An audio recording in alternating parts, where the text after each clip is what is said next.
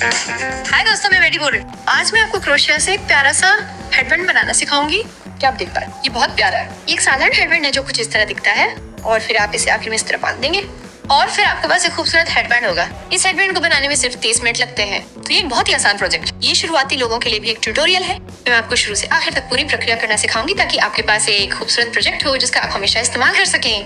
तो चलिए क्रोशिया बनाना शुरू करते हैं। आज मैं मीडियम वेट एक्रेलिक यार्न का इस्तेमाल करने जा रही हूँ, लेकिन अगर आप मीडियम वेट कॉटन यार्न का इस्तेमाल करना चाहते हैं तो वो भी बढ़िया रहेगा। लेकिन आप जो चाहे उसका इस्तेमाल करें। मैं एक्रेलिक यार्न का इस्तेमाल करना पसंद करती हूँ और मैं हॉबी लॉबी का ये यार्न इस्तेमाल करती हूँ। ये मेरा पसंदीदा है। और फिर इस धागे के साथ मैं 5 मिलीमीटर आकार के क्रोशिया हुक पकड़ेंगे और फिर अपने दाहिने हाथ से हम अपने धागे से इस तरह एक लूप पकड़ेंगे और फिर जब आप उसे अच्छी तरह से और कसकर खींचेंगे तो आपने एक स्लिप नॉट बना लिया वाला धागा है। और अब हम क्रोशिया करना शुरू करने के लिए सबसे पहले हम 27 चेन से शुरुआत करने जा रहे हैं। और एक चेन बनाने के लिए हम जो करने जा रहे हैं वो है कि हम अपना हुक लेंगे, इसे पूरी तरह से खींच कर लाएं, बस ऐसे। और अब जैसा कि आप देख सकते हैं आपने एक चेन बना ली है। चलिए आगे बढ़ते हैं और एक और चेन बनाते हैं। तो हमको 2 और अब जैसा कि आप देख सकते हैं हमने 3 चेन बना ली है। निकालने जा रहे हैं तो बस इसे बिल्कुल ऐसे ही बाहर खींच लें और फिर इस पॉइंट पर आपके हुक में 2 लूप होने चाहिए। यहाँ से हम फिर से यार्न ओवर करने जा रहे हैं और हम अपने धागे के तार को दोनों लूप से खींचने जा रहे हैं। तो हम दोनों लूप से खींचने जा रहे हैं बिल्कुल ऐसे ही। अब आपने अपना पहला सिंगल क्रोशे पूरा कर लिया है। हम उसी चेन में एक और सिंगल क्रोशे बनाने जा रहे हैं। तो हम अपने हुक और फिर हम आगे बढ़कर अपने काम को पलटने जा रहे हैं। तो हम बस अपने प्रोजेक्ट को इस तरह मोड़ने जा रहे हैं कि हम अपने टांकों के पीछे की तरफ हों। और अब जैसा कि आप यहाँ देख सकते हैं हमारे पास एक सिंगल क्रोशे और फिर ठीक ऊपर एक और सिंगल क्रोशे है।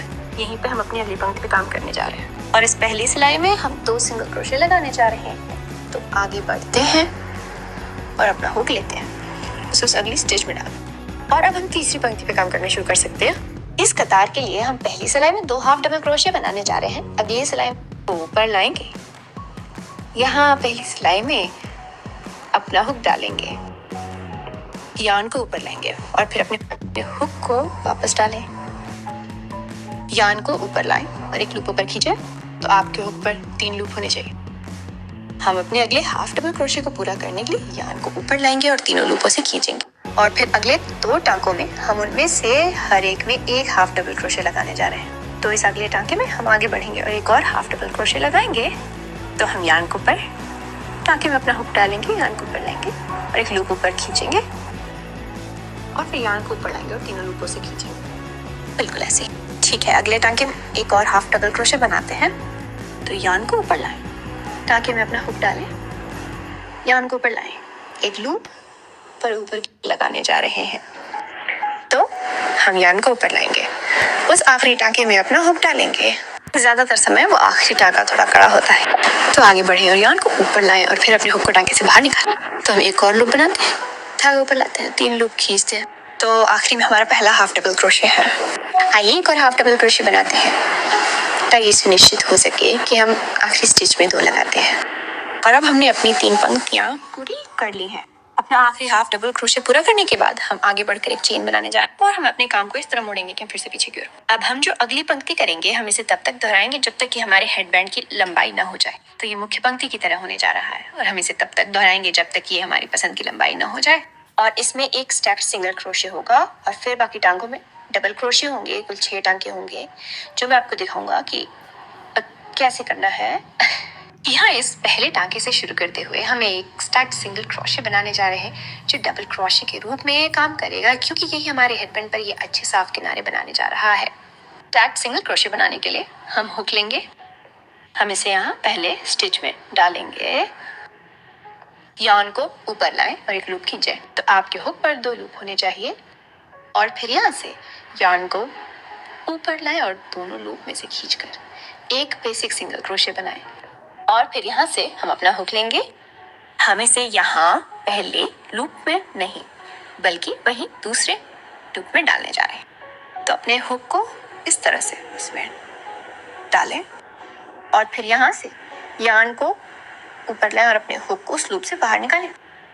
तो आपके हुक में 2 लूप हैं, यहाँ से आगे बढ़े और यार्न को ऊपर लाएं और दोनों लूप में से खींचें। और अब आपने अपना पहला स्टैक्ड सिंगल क्रोशे पूरा कर लिया है। हम अगली पंक्तियां ठीक इसी तरह स्टैक्ड सिंगल क्रोशे के साथ शुरू करने जा रहे हैं और फिर यहाँ से हम शेष 5 स्टिच में एक डबल क्रोशे बनाने जा रहे हैं और डबल क्रोशे बनाने के लिए हम अपना क्रोशे पूरा करेंगे।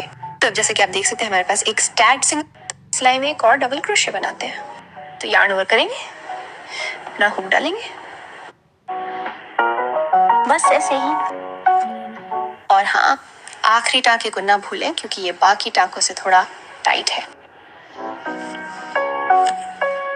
और अब हमने अपनी चौथी पंक्ति पूरी कर ऊपर लेंगे और एक लूप ऊपर खींचेंगे। और हाँ, आखिरी टाँका लगाना ना भूलें। और इस खास हेडबैंड के लिए मैं 25 डबल क्रोशे पंक्तियां बनाने जा रही हूँ। जैसा कि आप देख सकते हैं हमारे हेडबैंड की शुरुआत में हमारे पास यहाँ से शुरुआत करते हैं।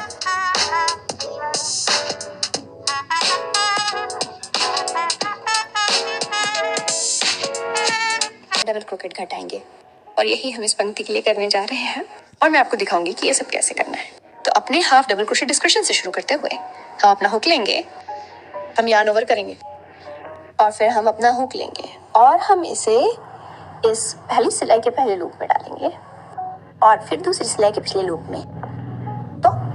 तो जैसा कि आप देख सकते हैं मैं अपना हुक लेने जा रही हूँ, इसे पहली सिलाई के अगले लूप और अगली सिलाई के पिछले लूप में डालूंगी।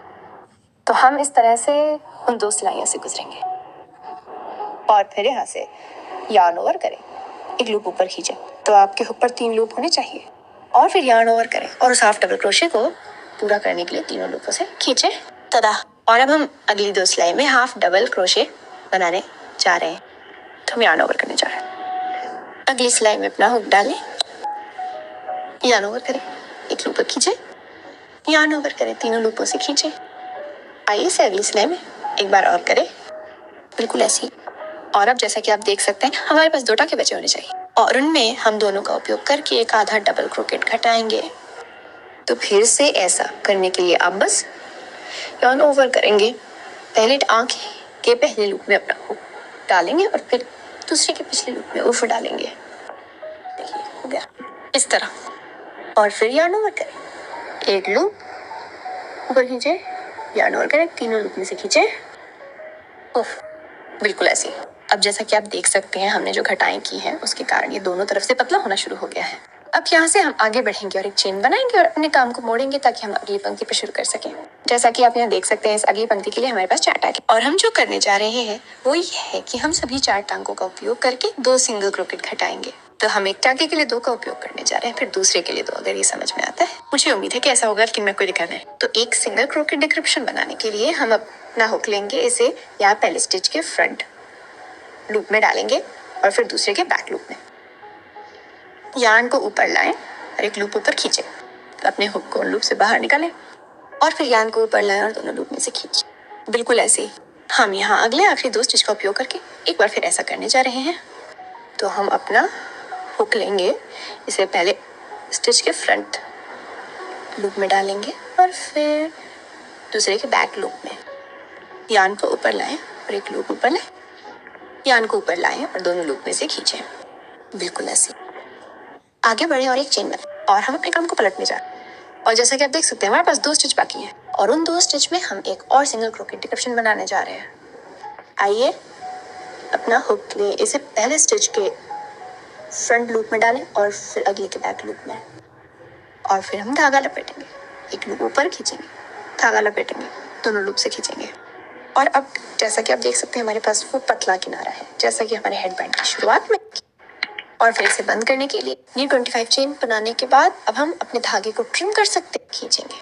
तो 1 2 और फिर इसे बंद करने के लिए आप बस अपना हुक लेंगे और इसे तब तक बाहर खींचेंगे जब तक कि टेल बाहर ना आ जाए और फिर इसे तब तक खींचे जब तक कि बहुत टाइट ना हो जाए। आपको ये सुनिश्चित करना होगा कि आप इसे काफी कसकर खींचें, क्यों करना है कि आपका हेडबैंड तैयार हो गया।